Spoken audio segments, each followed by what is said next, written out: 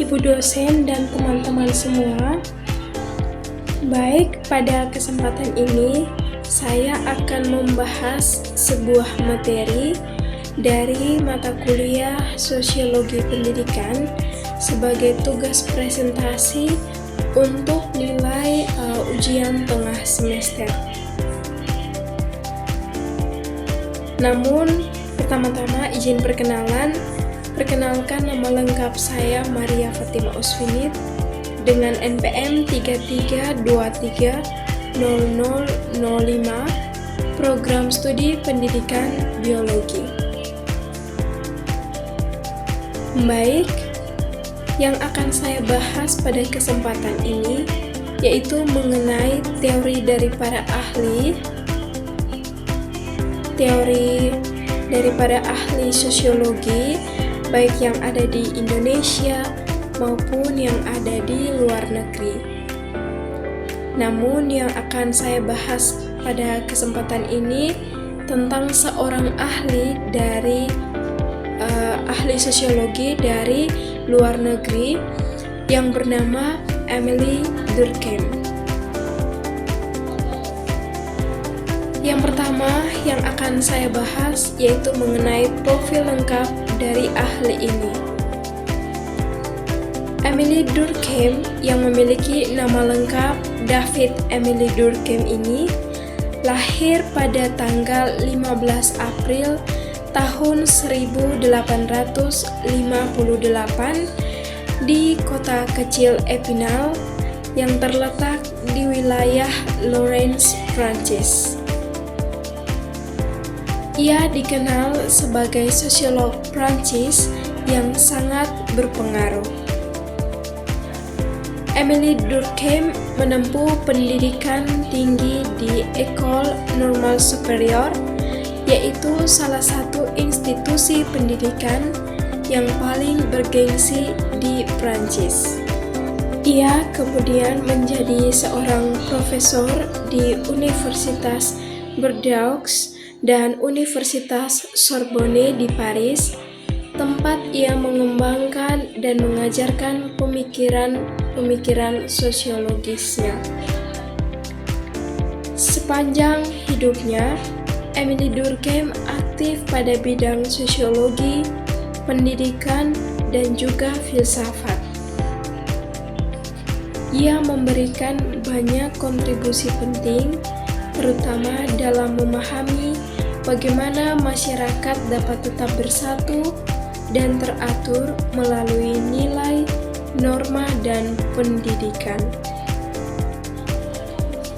Kemudian, pada tanggal 15 November tahun 1917, wafatlah Emile Durkheim ini dengan umur 59 tahun.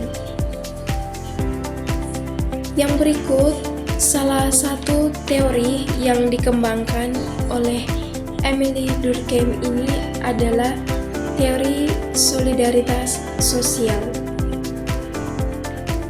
Teori ini menjelaskan bagaimana masyarakat bisa tetap bersatu meskipun terdiri dari orang-orang yang memiliki latar belakang, pekerjaan, dan gaya hidup yang berbeda-beda. Sehingga menurut Emile Durkheim ini, solidaritas sosial adalah rasa keterikatan dan kebersamaan yang membuat anggota masyarakat mampu hidup berdampingan dengan normal dan saling bekerja sama.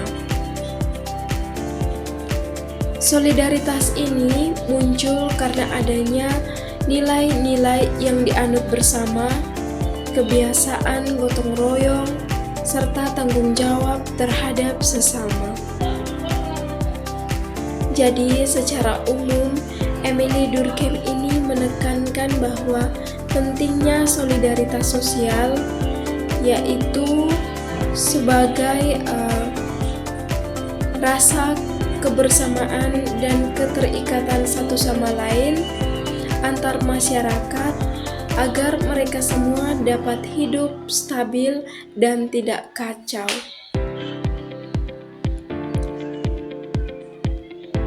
Berikut mengenai hubungan teori solidaritas sosial dengan dunia pendidikan.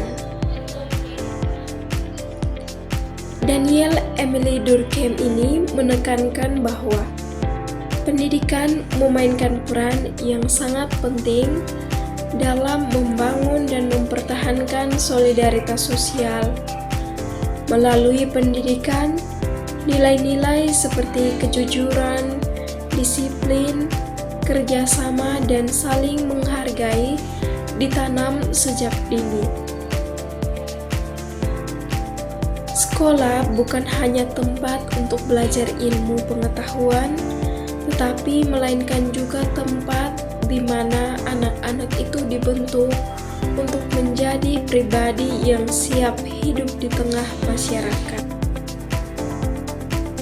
Yang berikut itu mengenai contoh nyata dari teori solidaritas sosial ini yang biasanya ditemukan dalam kehidupan sehari-hari kita.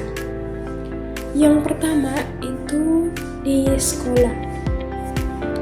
Di sekolah tentu ada siswa-siswa yang memiliki rasa solidaritas sosial dengan saling membantu dalam belajar, mengikuti peraturan bersama, dan menghargai teman yang berbeda latar belakangnya.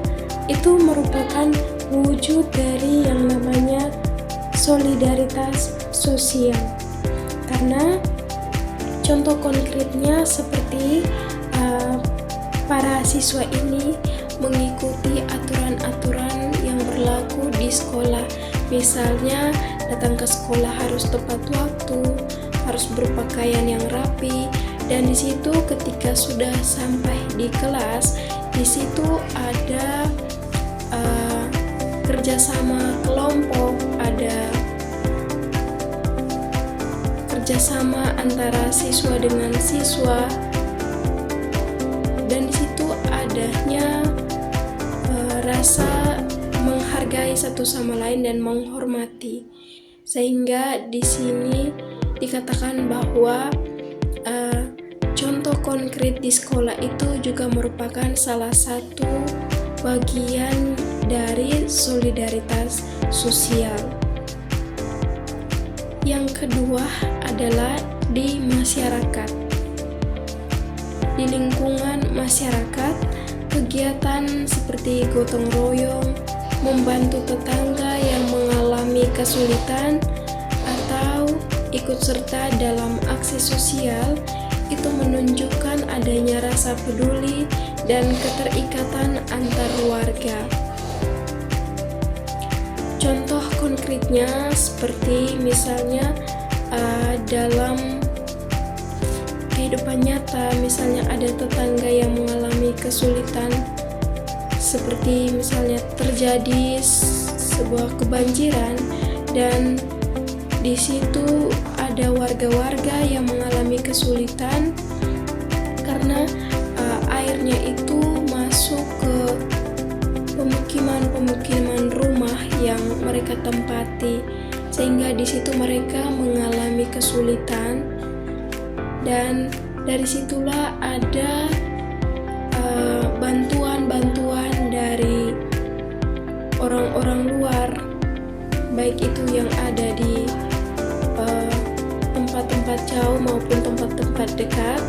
Di situ pasti mereka memberikan sumbangan berupa uang dan berupa makanan, baju untuk membantu tetangga-tetangga yang atau warga-warga yang mengalami bencana alam tersebut.